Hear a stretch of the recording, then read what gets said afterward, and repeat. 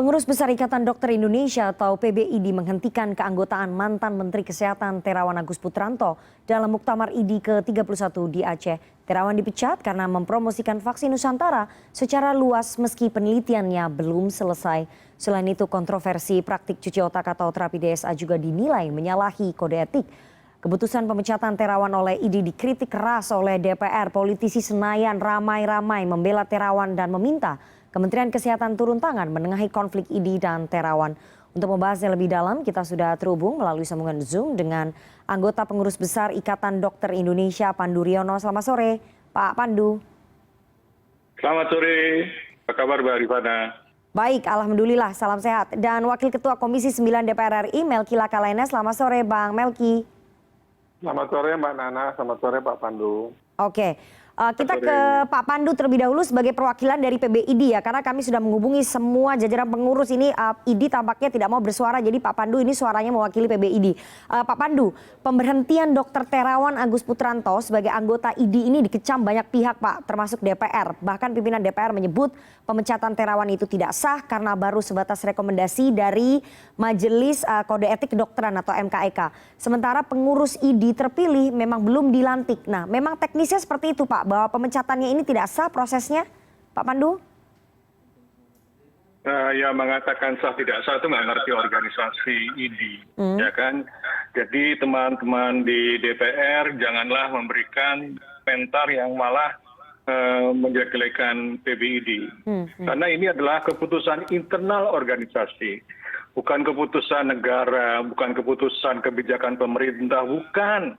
Ini sudah sejak tahun 2013 dan Muktamar 2018 itu sudah menskors atau memecat selama setahun karena kasus yang belum bisa dipertanggungjawabkan dan sebenarnya karena itikat dari Dr. Terawan yang tidak pernah menghadiri sidang-sidang mahkamah, sidang penilaian kode etik yang itu biasa sebenarnya di pengurus besar Ikatan Dokter Indonesia, jadi di Majelis Kode Etik Kedokteran, dan bukan hal yang kalau sudah di sidang itu selalu salah, tidak, tetapi kan diminta pertanggungjawaban. Ternyata dari penilaian teman-teman di Majelis Kode Etik Kedokteran, Dr. Terawan tidak pernah hadir, tidak pernah berkomunikasi, walaupun dipanggil secara resmi melalui organisasi Perhimpunan Dokter Spesialis Radiologi maupun pribadi. Dan kemudian menjelang Muktamar itu 3 tahun lalu, Muktamar ID 30 di Samarinda. Dan waktu itu ditunda penghentiannya karena ada upaya untuk kemudian Dr. Terawan diberi kesempatan untuk melakukan riset yang bisa mempertanggungjawabkan. Tetapi sampai tahun 2022 ini, kemarin diundang lagi di sidang Majelis Kode Etik Kedokteran, Dr. Terawan tidak berkomunikasi, tidak bisa datang. Dan akhirnya Majelis Kode Etik Kedokteran memutuskan bahwa Dr. Terawan tidak mempunyai itikat, tidak menggunakan hak untuk pembelaan, dan dari Muktamar 3 tahun yang lalu, kalau tidak ada itikat yang baik dari pribadi Dr. Terawan, maka diusulkan untuk dipecat permanen. Jadi ini sebenarnya kelanjutan dari Muktamar 3 tahun yang lalu di Samarinda. Dan ini kan prosesnya sudah dari 2013. Dan ini yang menurut saya memang diusulkan ke pengurus ID yang baru untuk segera dieksekusi paling lambat selama 28 hari ini. Jadi masih terbuka kemungkinan untuk Dr. Terawan untuk mencoba datang memberikan itikat baik untuk mengklarifikasi dan berkomunikasi dengan teman-teman sejawatnya yang tadi diaku sebagai rumah kedua untuk mempertanggungjawabkan lah apa yang kenapa pertanyaan-pertanyaan menjawab seperti biasa karena sifatnya Pak Pandu, tahan dulu. Nanti kita akan masuk ke situ. Tidak mau datang dan tidak mau ditelepon, tidak mau respon, maka dianggap itu tidak respect terhadap organisasinya sendiri. Jadi masalahnya masalah internal organisasi, bukan masalah politik. Pak Pandu, tadi Anda mengatakan bahwa ini sebetulnya biasa saja. Banyak juga kemudian dokter-dokter yang dianggap diduga melanggar kode etik kemudian dipanggil oleh MKEK dan mereka menghadiri sidang. Yang ingin saya tanyakan, apakah selama ini MKEK dan ID pernah melakukan pemberhentian kepada dokter-dokter selain dokter Terawan kalau memang diputuskan ataupun Seringkali terbukti melanggar kode etik? penghentiannya adalah penghentian sementara. Oke. Proses pembinaan. Jadi yang itu juga sudah pernah diputus ke dokter Terawan. Pernah dihentikan sementara selama setahun. Tapi Oke. tidak dieksekusi karena waktu itu teman-teman ada yang berusaha memberikan kesempatan untuk tidak dieksekusi. Oke. Sementara memberi kesempatan kepada dokter Terawan untuk menunjukkan itikat yang baik. Oke. Itu saja sebenarnya. Oke, saya mau tanya ke DPR yang membela habis-habisan kepada dokter Terawan, Bang Melki, sebagai pimpinan Komisi 9 yang dulu pernah bermitra dengan dokter Terawan.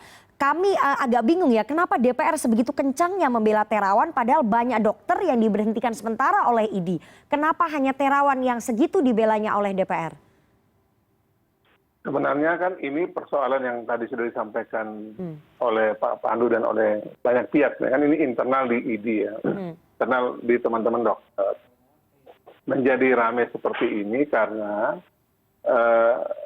terjadi proses yang kita lihat bahwa publik kemudian menjadi ramai karena kan videonya beredar kemana-mana, kemudian argumentasinya beredar kemana-mana. Akhirnya kan publik memberikan atensi terhadap peristiwa ini dan seperti biasa DPR RI adalah pelabuhan di mana publik akan menumpahkan segala macam ekspresi. Dan semenjak awal sebenarnya seperti sudah disampaikan kemarin, kami karena sudah memperkirakan bahwa proses ini akan berdampak luas, kami juga sudah mencoba mengontak dan bahkan handphone saya itu dipakai loh untuk komunikasi antara Pak Terawan dan Pak Adib ya, Ketua Umum ID yang baru. Dan sementara dicari cara sebenarnya biar nanti ada komunikasi internal di intern ID sendiri sebenarnya. Jadi saya tidak kurang-kurangnya juga dan kami dari Komisi 9 tidak kurang-kurangnya agar ini menjadi persoalan intern di ID sendiri. Nah, tapi kan ternyata karena ini sudah terlanjur melebar, akhirnya banyak pihak sekarang sudah berpendapat dan tugas kami dari DPR RI untuk sekali lagi kami menuju solusi di mana kepentingan publik layanan kesehatan yang diberikan oleh Pak Terawan bisa tetap dirasakan karena banyak manfaatnya. Tapi juga kami akan membantu agar tetap ini sebagai organisasi profesi kedokteran tetap bisa nyambung dengan Pak Terawan dan seperti Pak Terawan inilah yang kira-kira juga ada inovasi, ada juga kreasi yang juga perlu diakomodasi dalam mekanisme yang ada dalam tubuh ID. Tapi begini, saya mau Bang Melki, Anda belum jawab ya pertanyaan saya. Saya sampaikan tadi yang Pak Pandu sudah sampaikan tadi adalah setahu informasi yang kami peroleh, Pak Terawan bukan sama sekali tidak pernah hadir. Pernah hadir dalam pemanggilan yang oleh MKEK, tapi memang pada saat itu sudah ada pertemuan, kemudian sudah dipresentasikan oleh Pak Terawan penemuan-penemuannya, tapi kan waktu itu memang ada permintaan tambahan lagi yang harus disampaikan, dan waktu itu kelanjutannya itu yang kemudian tidak terjadi. Tapi kalau sama sekali tidak hadir sih informasi yang kami terima pernah hadir. Pernah hadir di MKEK, hadir, kemudian menyampaikan berbagai permintaan MKEK, tapi kemudian tidak sempat kemudian dipanggil lagi dan tidak sempat datang lagi, tapi sudah waktu itu kan dikatakan sudah sempat ke UNAS saya juga sebagai dokter untuk menyampaikan dalam forum akademisnya. Bang Melki, Anda belum menjawab pertanyaan saya ya.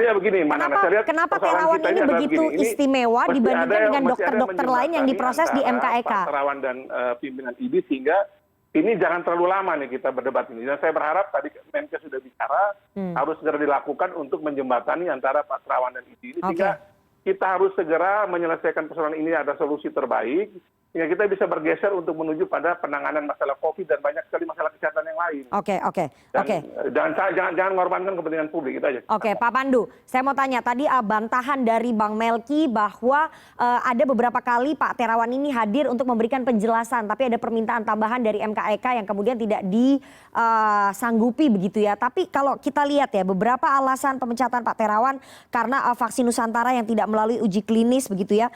Apakah kemudian ini menjadi alasan yang sangat krusial bagi ID untuk memecat Pak Terawan, memberhentikan Pak Terawan dibandingkan dengan mungkin ada banyak hal yang sudah dilakukan oleh Terawan itu sendiri menurut versinya teman-teman DPR? Pak Pandu? Jadi begini, tentang isu vaksin Nusantara itu tidak menjadi konsideran.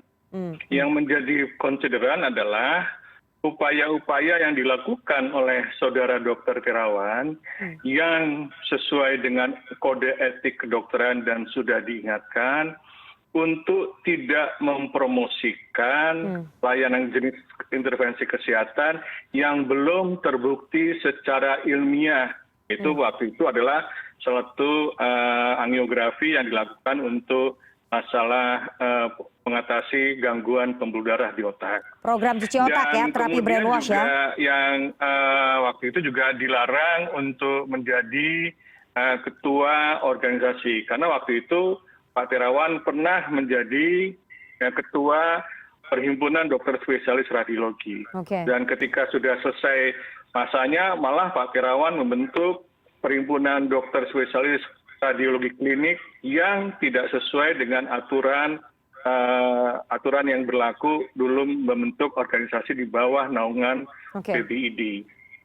Jadi itu pertimbangannya adalah promosi. Promosi yang memuat bukan waktu dasarnya. Karena yang menjadi masalah adalah pertanggungjawaban dari segi evidence base-nya. Itu yang diminta itu. Dan memang betul pada awal 2013 diundang datang dan diminta buktinya dan sebagainya, kemudian Pak Terawan mempersiapkan. Dan pada waktu 2018 juga ditengahi lagi bahwa diizinkan oleh Menteri Kesehatan Prof. Nila Muluk waktu itu untuk melakukan riset yang betul-betul serius, dibantu oleh Badan Litbangkes dengan riset berbasis pelayanan. Tetapi sayangnya tidak ada laporan yang harusnya menurut izin yang dilakukan oleh Kementerian Kesehatan itu ke Badan Litbangkes sama sekali. Dan sampai sekarang tidak ada publikasinya sama sekali laporan yang izin riset berbasis pelayanan itu, yang juga dipakai untuk izin riset berbasis pelayanan untuk vaksin Nusantara. Tidak ada halangan untuk inovasi, tetapi semua itu harus dilaporkan, dipertanggungjawabkan sesuai dengan kaidah-kaidah ilmiah. Artinya tidak dijalankan. Pak Pandu, masalah ini tidak akan melebar, tergantung itikat baik dari saudara Dr. Terawan. Apakah dia mau jadi heboh seperti ini? Karena ini sebenarnya masalah sederhana. Jadi harapan saya kepada saudara Dr. Terawan untuk segera berkomunikasi, datang saja, itu kan teman-teman sejawat sendiri, keluarga sendiri, semua bisa diselesaikan dengan kekeluargaan, tetapi jangan sampai tidak mau datang, tidak memberi keterangan kenapa tidak datang. Tahan dulu Pak Pandu, nanti kita akan tanya ke DPR, ke Bang Melki, apakah kemudian alasan pemecatan ini memang murni alasan etik, kenapa kemudian Dr. Terawan tidak datang saja seperti keinginan dari teman-teman MKEK dan juga ID. Jangan dijawab dulu, kita akan jeda terlebih dahulu. Bapak-bapak jangan kemana-mana, tetap bersama kami di CNN Indonesia Newsroom.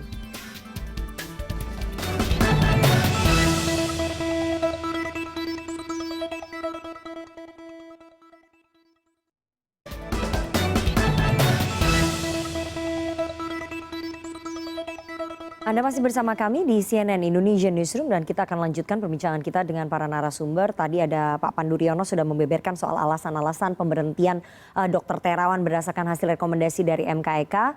Kita ke Bang Melki. Bang Melki, Anda melihat alasan pemecatan ini memang murni alasan etik atau sudah masuk ke dalam ranah politik? Tadi alasannya sudah dibeberkan ya oleh Pak Pandu bahwa ini sepertinya sudah merupakan puncak gunung es. Sudah beberapa kali Pak Terawan diberikan kesempatan untuk bisa memperbaiki dan melakukan riset melewati tahapan-tahapan meskipun beliau mau berinovasi boleh, tapi tahapan-tahapannya harus dilalui. Silakan Bang Melki. Jadi kalau saya sekali lagi, kalau urusan organisasi nanti biarkan teman-teman ID menyelesaikan sesuai aturan mainnya ya. Tapi saya berbicara pada itikat baik bersama, kepentingan masyarakat dan publik luas ya.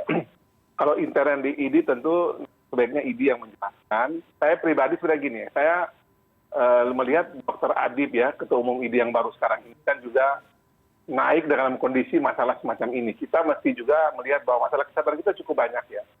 Kita harus segera mencari solusi dalam masalah ini Mbak Nana, agar jangan sampai kita mencurahkan energi kita, itu urusan ini kok nggak ada solusinya. Saya langsung masuk ke solusi aja. Kalau bicara soal sebab nanti kita berdebatnya ke belakang lagi. Tapi menurut saya harus ada segera kita bicara soal solusi karena pertama tentu di intern ID masih ada cara untuk menyelesaikan agar soal ini ada jalan keluarnya solusinya. Tidak usah menang-menangan. Tapi tadi kita cari cara bagaimana agar nanti pimpinan ID yang baru, Terawan, dan PMK-EK yang baru itu bisa duduk bicara, mencari jalan agar mekanisme di ID bisa dilakukan, Pak Terawan juga bisa menyampaikan seperti apa adanya, dan beliau tetap bisa berpraktek, intinya itu. Jadi mekanisme ID jalan, itu bisa diselesaikan, dan Pak Terawan bisa berpraktek, sehingga kepentingan publik luas juga bisa kita layani. Yang kedua, tentu karena kan Menkes juga sudah bicara akan memfasilitasi, nah, tentu nanti melalui Menkes juga sudah sebagai penanggung jawab utama ya pelayanan kesehatan negeri ini, nanti Menteri Kesehatan akan juga saya kira bersama nanti dengan pengurus ID yang baru, nanti bersama Pak Terawan mungkin duduk agar soal-soal semacam ini yang sekali lagi saya melihat ini persoalannya di soal komunikasi. Jadi dari dua belah pihak ini mungkin menyepakati pola komunikasi yang sama-sama sama-sama nyaman satu sama lain gitu. Dari ID-nya nyaman, Pak Terawannya nyaman, kemudian bisa duduk bersama, dan ya walaupun saya juga mendengarkan berbagai informasi yang berkembang terkait peristiwa ini, kita carinya sekali lagi yang ke belakang itu sebagai refleksi, tapi ke depan ini yang penting Mbak Nana, yang saya kira yang penting utama ke situ. Karena kalau bisa lagi ke belakang nanti kita mencari salah benar, nanti nggak ada ujungnya. Oke, tapi Bang Melki ada tahapan-tahapan yang harus dilalui ataupun dilakukan oleh Dr. Terawan ketika beliau ingin berinovasi. Seperti pada saat beliau menerbitkan terapi brainwash ataupun terapi DSA, kemudian vaksin Nusantara. Itu kan tidak ada tahapan-tahapannya yang dikumpulkan ataupun dilaporkan oleh Pak Terawan ke MKEK. Apakah ke depannya beliau ini mau ya, Pak Terawan mau kemudian melewati tahapan-tahapan, mempertanggungjawabkan, memberikan laporan, karena kan itu ada aturan di organisasi internal PBID yang harus ditaati oleh Pak Terawan sebagai anggota. Nah, nanti itu yang saya kira tadi saya tadi mengatakan ya Mbak Nana, masih duduk bersama dengan kepala dingin dengan tenang. Karena kalau bicara di publik ini kan saya menduga dan melihat bahwa kita nanti bicaranya kan ini kita banyak yang tidak begitu bisa masuk dalam intern ID-nya ya. Intern ID kan punya situasi sendiri. Pak Terawan tadi sudah menyampaikan bahwa ID itu rumah keduanya, berarti tidak pernah merasa terpisah dari teman-teman di ID dan rekan-rekan sejawat dokter. Nah, suasana kondusif ini saya berharap agar kita jangan lagi menaikkan tensi perdebatan yang ada ini. Sekarang kita turunkan tensi, cari solusi terbaik. Sekali lagi, ID tentu kita hormati sebagai organisasi yang punya independensi tersendiri. Kemudian Pak Terawan juga kita dorong terus untuk mengembangkan inovasi dan tetap berpraktek. Tapi tentu hubungan antara Pak Terawan dengan ID ini yang ada yang tadi kurang lebihnya kita harus mendorong agar itu diperbaiki bersama oleh kedua belah pihak. Ya, nanti ini bisa jadi contoh ke depan. Pak Terawan bisa menjadi salah satu contoh di mana orang-orang berinovasi pun juga mendapatkan tempatnya. Tapi kemudian mekanisme di internal ID pun juga tetap kita jaga. Jadi ini jangan lagi diperdebatkan karena ini pasti kalau cari perdebatannya ada saja. Tapi kita cari ke depan. Saya mau tanya ke Pak Pandu, apakah kemudian bisa seiring sejalan bahwa komunikasinya kalau misalnya PBID dengan Pak Terawan duduk bersama, masih ada celah bagi ID untuk melakukan mediasi dengan Pak Terawan dan memberikan kesempatan sekali lagi kepada Pak Terawan, apakah memang masih bisa dilakukan Pak Pandu? Tentu semuanya masih bisa ya. Saya kan optimis orangnya bahwa waktu ketika Pak Terawan diangkat jadi Menteri Kesehatan kan beliau datang ke kantor PBID, ya kan? Waktu itu saya senang sekali. Akhirnya Pak Terawan mau datang ke kantor PBID dan ketemu Dr. Daeng dan teman-teman di sana. Harapannya kemudian nanti kalau diundang lagi mau datang gitu. Nah ini yang menurut saya saya kira PBID mungkin harus mengundang kembali beliau ya kan untuk bagaimana respon terhadap keputusan ini, apakah ada keberatan, apa yang masih bisa diinikan, dan Pak Terawan kalau diundang juga harus datang, atau Pak Terawan dengan sukarela telepon ketua PBID yang baru Dr. Adib, saya barusan juga berkonsultasi dengan Dr. Adib untuk bertemu, kalau nggak mau bertemu di kantor PBID ya bertemu di mana dengan suasana yang lebih rileks kan. Jadi suasananya kan harus kolegialitas. Itu yang tidak pernah hilang di dalam keluarga ID adalah suasana kolegialitas. Jadi kita harus saling respect. Dalam Sumpah Dokter kita menghargai teman sejawat sebagaimana kita ingin dihargai oleh sejawat yang lain, ya kan? Jadi itu di suatu amanat yang kita sumpah waktu kita diambil sumpah untuk bersikap seperti itu. Jadi tidak ada musuh, tidak ada ini, semuanya bisa diselesaikan. Dan ini komunikasi. Jadi menurut Pak Melki, komunikasi kan harus dua belah pihak. Tidak hanya dari PBID, tapi juga dari Pak Terawan. Yang ini menurut saya monggo lah. Jadi Pak Terawan mohon dengan mohon kepada Pak Terawan supaya bisa bangun komunikasi, dan sama teman-teman PBID, Dr. Adib juga masih membuka komunikasi bahwa ini adalah keluarga besar kita semua. Oke, Pak Pandu, tapi kalau kemudian nanti proses komunikasi sudah bisa dibuka antara PBID dengan Pak Terawan, tapi kan ada aturan organisasi yang tetap harus dilalui, dijalankan oleh Pak Terawan, oleh Dr. Terawan. Apakah kemudian ini tidak menjadi semacam tindakan permisif? Kalau misalnya nanti ada dokter-dokter lain yang diduga melanggar kode etik, kemudian duduk saja, komunikasi saja dengan PBID, kemudian masalahnya kemudian bisa dicari titik temunya, seperti itu? Ya, itu kan biasa. Kita kan pembinaan. Jadi namanya pembinaan itu seperti itu. Kita ditegur. Saya pun juga kalau ada kesalahan ditegur oleh adik-adik yang jadi pengurus adik saya. Ya, dia menegur saya kalau saya melontarkan satu statement yang tidak sesuai dengan profesi kedokteran dan sebagainya. Saya terima. Dan kalau saya dipanggil, saya datang. Kenapa saya begini, dan saya minta maaf untuk tidak melakukan hal yang sama. Itu biasa, Mbak, kalau kita dalam suasana keluarga seperti itu. Jadi jangan menghindar. Kalau menghindar ya nggak ada komunikasi, jadi salah kaprah semua seperti ini. Dan membuka yang tidak perlu, yang seharusnya orang lain tidak ikut campur, menjadi ikut campur. Oke. Terakhir Bang Melki, ini DPR tampaknya sudah melontarkan beberapa macam pernyataan yang nadanya cukup keras ya. Apakah kemudian DPR melihat kedudukan ID perlu ditinjau ulang dalam RUU Praktik Kedokteran dan Pendidikan Kedokteran? Ini baru muncul setelah ada masalah Pak Terawan loh. Dari semua peristiwa ini kan kita belajar untuk memperbaiki satu sama lain ya. Jadi tentu dari peristiwa ini kami berharap agar kita semua lah. Juga teman-teman saya itu di PBID juga sohib saya semua, Mbak Nana. Dr. Daeng kawan, Dr. Adib kawan, Dr. Slamet juga kawan, itu semua kawan kami. Nanti kami pasti akan segera berkomunikasi dengan semua teman-teman di ID, di DPR RI juga saya kira sama. Jadi kalau kita sudah duduk bersama itu, cari solusi, itu pasti kepentingan bersama, bukan lagi kepentingan orang per orang yang kita cari. Dan yang terakhir begini, saya kira karena kita tadi sudah punya tone yang sama bahwa kita mesti menjembatani komunikasi yang produktif antara ID dan semua anggota, termasuk Dr. Terawan ini, kami berharap agar sekali lagi ya, kasus ini bisa segera kita dorong pada penyelesaian solusi yang betul-betul untuk kepentingan bangsa, merah putih, masyarakat banyak.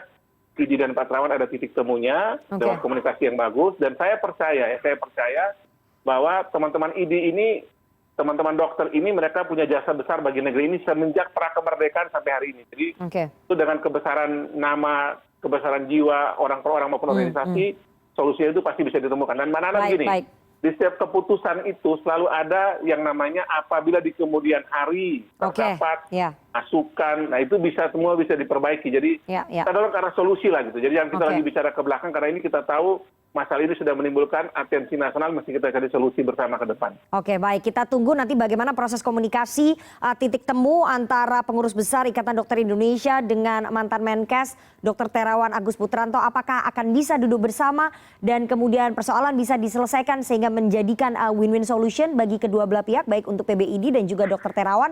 Kita akan tunggu nanti bagaimana hasilnya. Semoga Kementerian Kesehatan dan juga DPR bisa memfasilitasi proses komunikasi antara dua pihak ini. Terima kasih sekali dua orang narasumber yang sudah bergabung pada sore hari ini. Ada Pak Pandu Riono, anggota PBID, dan juga Bang Melki Lakalena, Wakil Ketua Komisi 9 DPR RI. Saya selalu Pak Pandu dan juga Bang Melki.